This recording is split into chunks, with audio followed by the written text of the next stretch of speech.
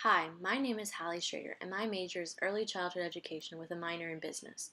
Today I will be telling you about my journey through ENC1102. In this video, I'll be talking about my goals of wanting to achieve getting an A on every paper, as well as mastering citations within the papers. In high school, I was horrible about keeping up with my English class. I never could get an A on my vocabulary tests or higher than a 70 on the writing assignments.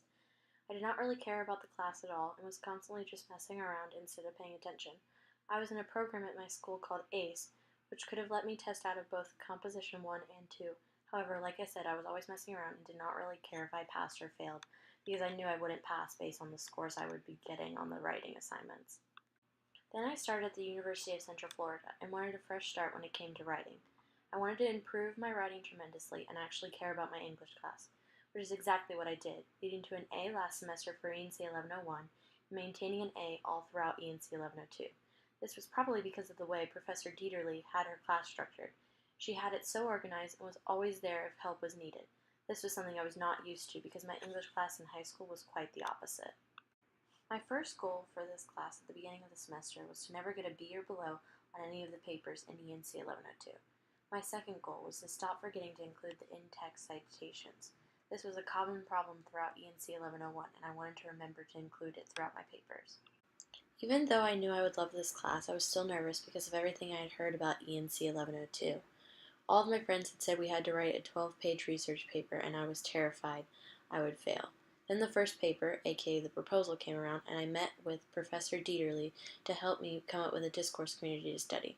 A discourse community, as told by John Swales, is a group that have goals or purposes and use communication to achieve these goals. By meeting with the professor, I got a 92 on the proposal, with the only mistakes being small errors with citations and not incorporating the readings. This was still showing progress to my two goals, though, because I did not get below a B and there were only a few citation errors throughout the paper. Then the annotated bibliography rolled around, and I was freaking out about being able to have enough sources. This is because I could not find that much related to my topic, a cooking website named Epicurious. We needed to have 8 sources, and again I was probably in Professor Dieterle's office every chance I got to ensure I was doing everything correct.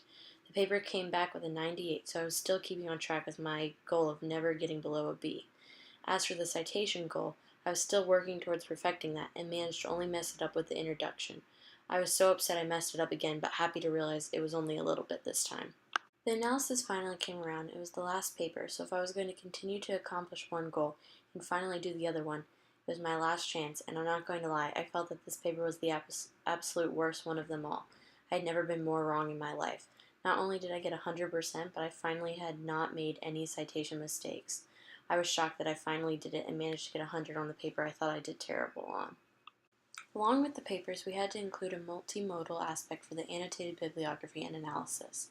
What this means is including pictures so that the readers were not bored and knew what we were discussing. To do this, I included screenshots of reviews and recipes from my discourse community into my papers. By adding these, it helps the readers to see how the website works firsthand. As well as adding these screenshots, I added a background image to my Google site so that when people came on to that page, they knew what I was discussing with my papers. It gives the page some flavor and uniqueness to it that I did not think others would have with their Google site.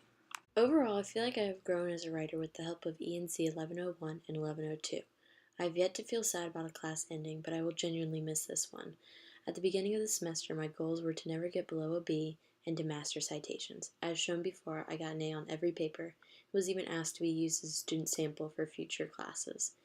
And with each paper, the citations got better until I mastered it with the analysis. Thank you for watching and listening to my journey through ENC 1102.